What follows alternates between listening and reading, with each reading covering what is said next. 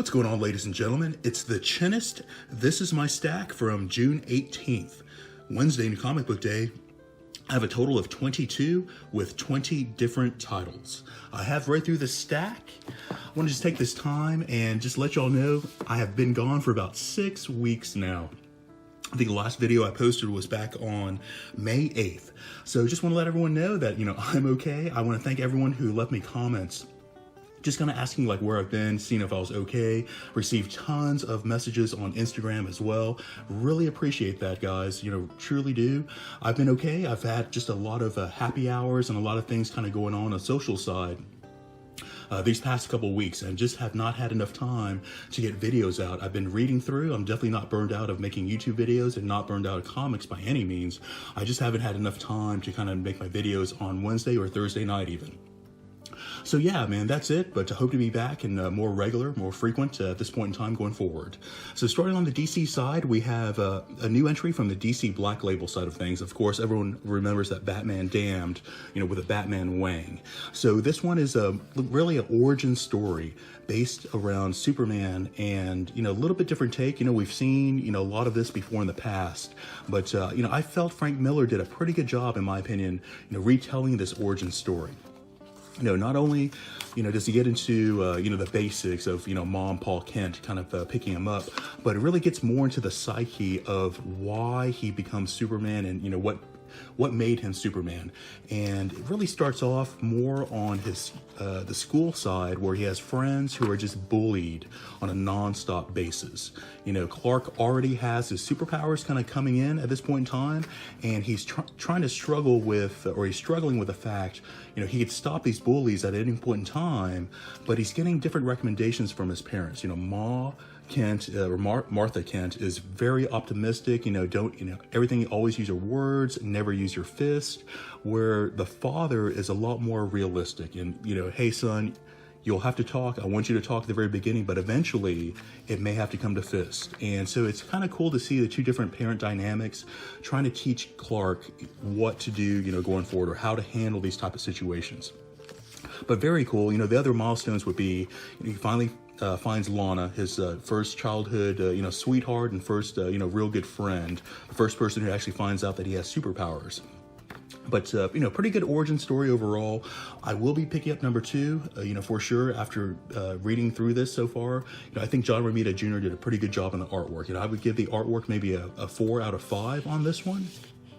Storyline, maybe like a 3.75 out of 5. But pretty good to pick up, in my opinion. Justice League number 26. Pretty cool, man. They are really expanding the Justice League at this point in time. They're reaching out into the multiverse for additional members to join into the Justice League. They know that Perpetua is coming with a huge army. There's going to be a huge battle going forward on Earth. And, in addition to that, Martian Manhunter's a little bit at odds with the Justice League. And of course, Martian Manhunter is their most powerful, Justice League member by far. But pretty cool to see all the various multiverse type of characters. And, they've always reached out to other members on Earth to do like, Justice League United, or Justice League International, or, expanding on the Justice League team, but never on a multiverse level to my knowledge. So, man, pretty cool how they're expanding with 2 goals. Number 1, figure out a way to try to find and locate Perpetua based on her energy. Number 2, find the League of Doom. Where are they? They're hiding somewhere in the multiverse, and they wanted to try to find them to try to put an end to their shenanigans, so to speak. So, yep, Justice League number 26. Pretty good story setup here, in my opinion. Teen Titans number 31. So we get back to Crush meeting up with her father, Lobo. And, I guess everyone knows that that was her father. I guess there's a little bit of speculation at the very beginning, but, everyone kind of knows now at this point in time. So pretty cool to where you find out that someone has paid Lobo. Someone told Lobo that, hey, there may be a girl on Earth who's calling you her father. So someone's kind of guiding Lobo towards her, some sort of cosmic entity, cosmic being who's actually paying Lobo to come to Earth. So there will be a reveal later on to figure out what that is. But Lobo, essentially in this one issue, verifies, yes, Crush is indeed his daughter. So I thought that was pretty cool verification there. And he continues to just pound the team into the ground, including his daughter Crush. They get into this huge epic battle. I won't show you what happens at the end, but man, part 2 is going to be great. This is pretty good action-packed storyline so far. Teen Titans number 31. Sorry, and I also picked up, this is cover A, picked up the cover B on this one as well. Thought that was pretty striking and dynamic. Moving on to Marvel. Guardians of the Galaxy, number 6, Donny Cates, and I think I may have heard he didn't write this entire issue. I think is what I may have heard. But this issue, nonetheless, man, action-packed. So you have the entire team kind of forming up. You find out that Thanos did not actually, his plan was never to go into Gamora's body. It was actually his brother Eros. And you have this huge epic battle between the Black Order and all of the Guardians of the Galaxy who've been, kind of inducted into the ranks these past couple issues here so far. But yeah, great issue. So, in my opinion, action-packed, storyline, couple twists in there, but yeah, love it. Great storyline. Guardians of the Galaxy number 6. Wolverine and the Fantasy Watch number 5. So I feel this one started out pretty well. I really enjoyed the banter between Loki and Wolverine. I thought it was hilarious, very sarcastic to each other. As the issues went on, I felt it got a little bit stale, in my opinion. I think this one issue was really centered around, I forgot what the guy's name was, like Carlos or something of that nature. Hector. Hector is a newly formed mutant, and he has the power to stop time. So I think in this one issue, I think that the most intriguing aspect of this one issue was Hector learning to use his powers, how to stop time, how to reverse time, do like time loops and things of that nature. I thought that was pretty cool to see him kind of learn how to do that here. But yeah, other than that, this one actually concludes this title to my understanding, and just a little bit lackluster at the very end. It started off pretty well, but I don't know, it just ended a little bit meh. So yeah, Wolverine Infinity Watch number 5. Star Wars number 67. This one actually concludes this show to run story arc that they've been doing, and this one is pretty action-packed in my opinion. They're always very thrilling. There's always like a lot of different things kind of going on in parallel to come up to like a final climax. And Star Wars has always have approached that way in the movies, especially at the end of the movies. And the comic has the exact same feel to it. Love the artwork as well, man. It's such a vivid color in here. But yeah, very exhilarating type of storyline. Millennium Falcon's always, about to explode, the entire way through. But yeah, if you love Star Wars, as I've always said, these titles are actually canon. Everything that happens here in the comics actually happens in the Star Wars universe. But yeah, this one ends this one. They're starting a new story arc at number 68. But yeah, Star Wars number 67. One of the tie-ins I picked up this week for War of the Realms, SpiderMan and the League of Realms. So I thought number 1 and 2 was hilarious. I felt that the banter between Spider-Man and the rest of his Strike Force team, so to speak, that was in the previous 2 issues was just hilarious. And that's what really got me intrigued and, picking up this title.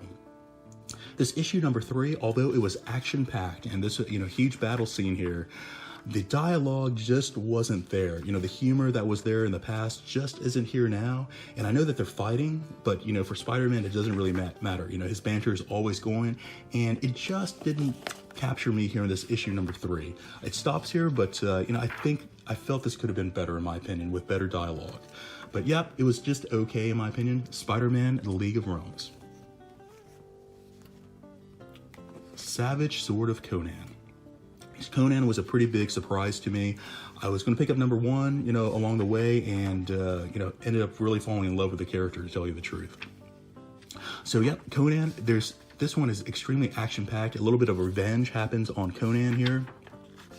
But the action, the twist, the plot, the character development that you see, even though each one's almost like a one-shot, man, the writer has done a great job at these little like novellas is what they're calling, but they're really little one-shots of this, just like a one-off adventure of Conan in each of these issues. Really enjoy it. If you were on the fence of picking it up, I highly suggest for y'all to go pick up the trade. I think that came out last week of issues 1 through 4. But yep, Savage Sword of Conan. Uncanny XMen number 20. I think everyone's heard that they're going to be like kind of rebooting all the X-Men, so they brought all the titles to a close, and they're going to be rebooting it down to from issue number 1 all over again. This storyline was pretty cool in my opinion. You had that the virus that kind of went around, and what the virus is doing that the multiple governments of the earth have released is it stops the X gene from actually turning when the children kind of go through that human to mutant stage. So what the X-Men have done, along with the evil beast, is they have created like another serum, like a vaccine that would block the government virus from ever getting to the mutant gene. So they kind of release that into the air by using Banshee, and you find out that there was something deeper. You know, there's like another subplot that was going on that the X-Men were unaware of.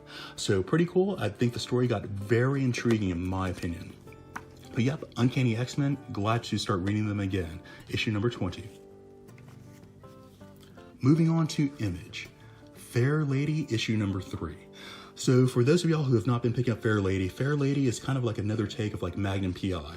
You have two detectives. You have this lady, the Fairlady here, and another Tiger type-esque type of partner. And this one's pretty cool.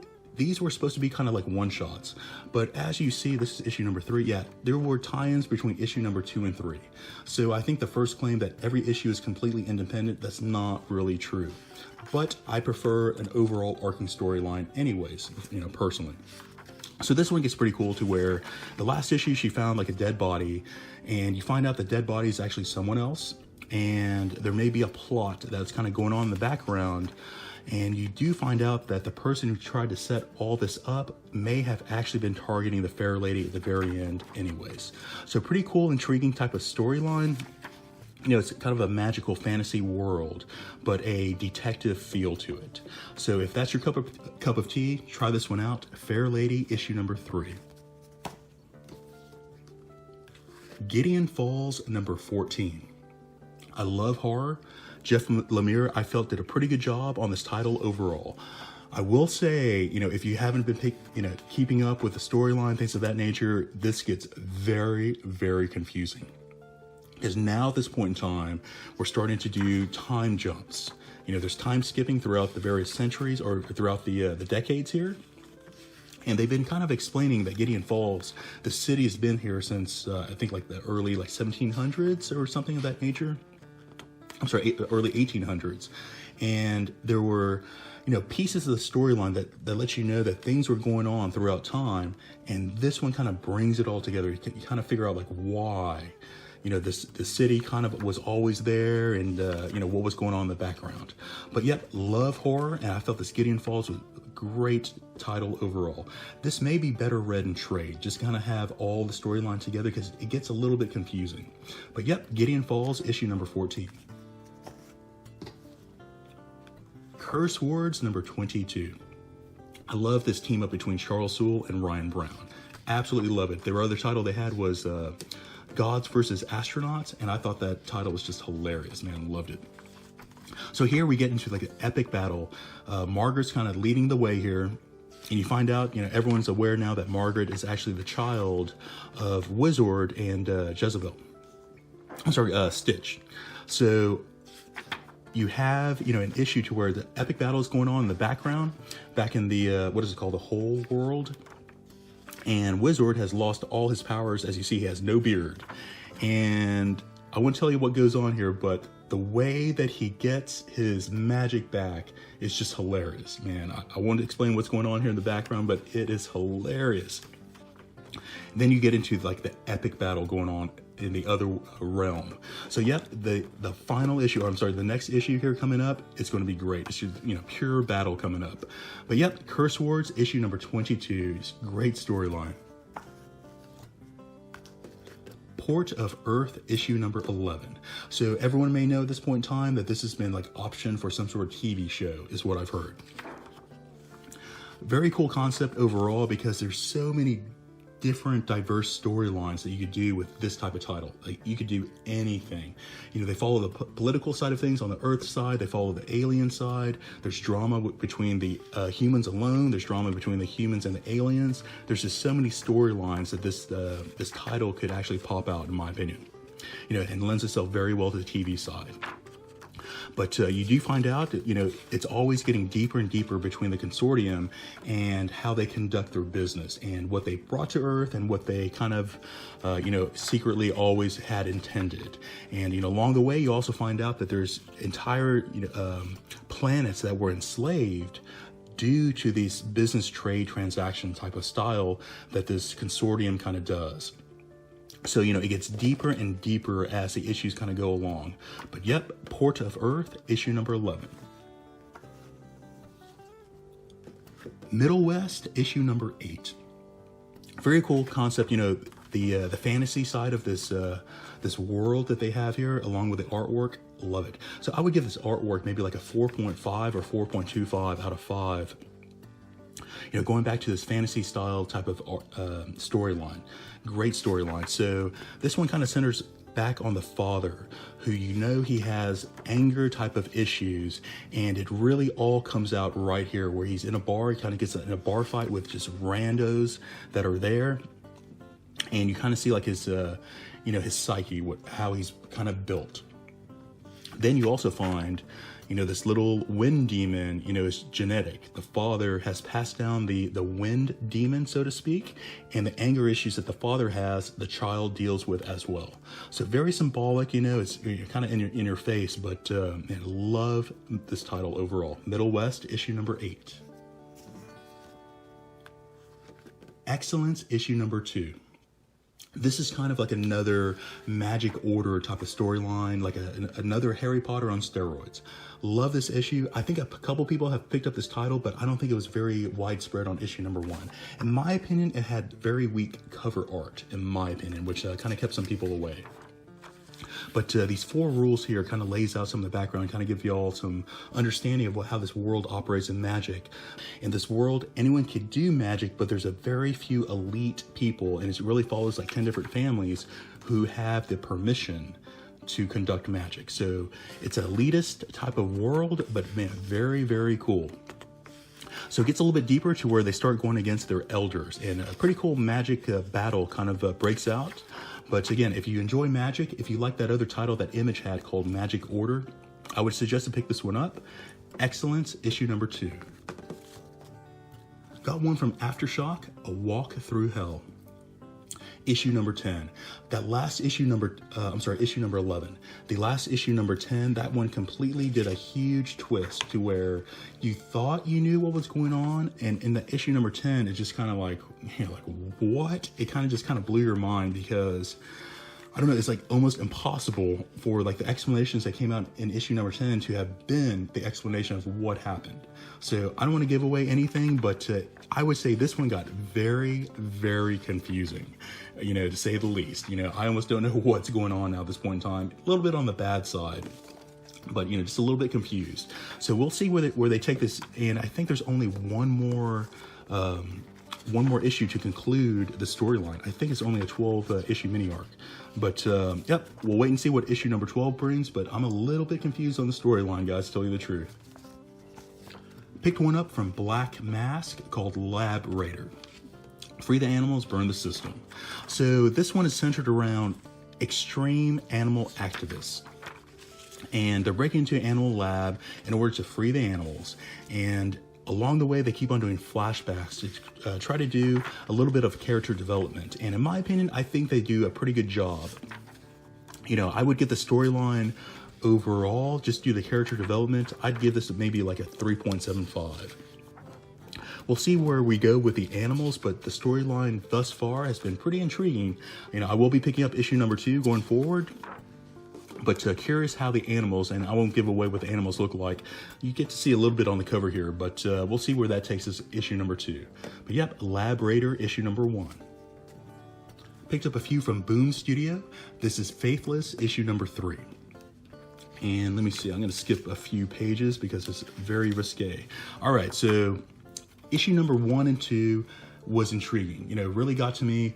You have this main female, I forgot what her name was, but the main character here, she has the ability to do some sort of magic. You know, she felt that she could never really do anything, but apparently she's part of like this dark world, and she's been sexually hooking up with this other guy that you find out may be like either a demon, or he's like, you know, the devil himself, or, you know, there's just something kind of going on.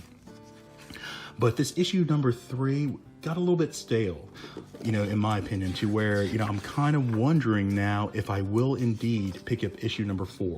You know, issue number 1 and 2 was very intriguing, but I don't know, it kind of started losing me here at issue number 3. So I may flip through number 4 before I pick it up or not. But yep, Faithless, issue number 3.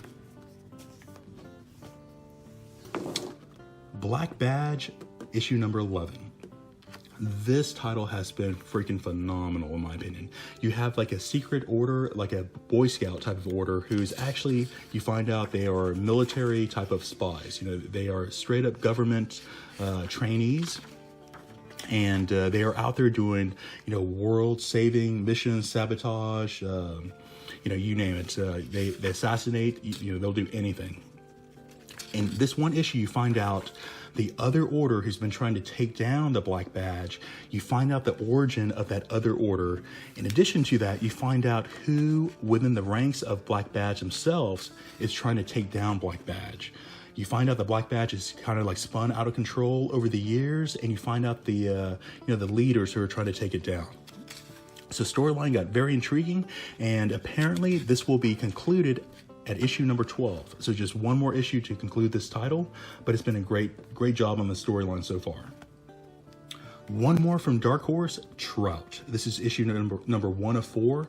So this one, you know, sounded okay. I kind of flipped through it, and I felt that this was similar to the one title by Dark Horse as well, called Billy Kid, and I think The Oddities, I think is what that one was called. Very similar artwork, and however, after reading through this one, not really so good. So artwork alone, I give, you know, score a little bit lower, depending on, you know, this artwork has to go with the storyline. In this case, I just don't know, because the storyline, in my opinion, just a 2 out of 5. Storyline may get better, but, you know, so far just not there. You have a little bit of supernatural involved. You have this child, and this child is extraordinary. They don't really go into it as to why yet, but there's something going on with this child. You have other like dark creatures that come from the abyss underwater, controlling the protector of the baby. So again, there's some supernatural involved, but you don't really know where this is all going. Not a very good setup on this issue number 1 from my perspective. You know, not enough for me to pick up issue number 2. But yeah, unfortunately, yep, I'm going to stop right there at issue number 1. So guys, that's going to be it for this week's brand new haul. Really glad to be back. Should you enjoy what you see here, please like and subscribe. We'll talk to you later.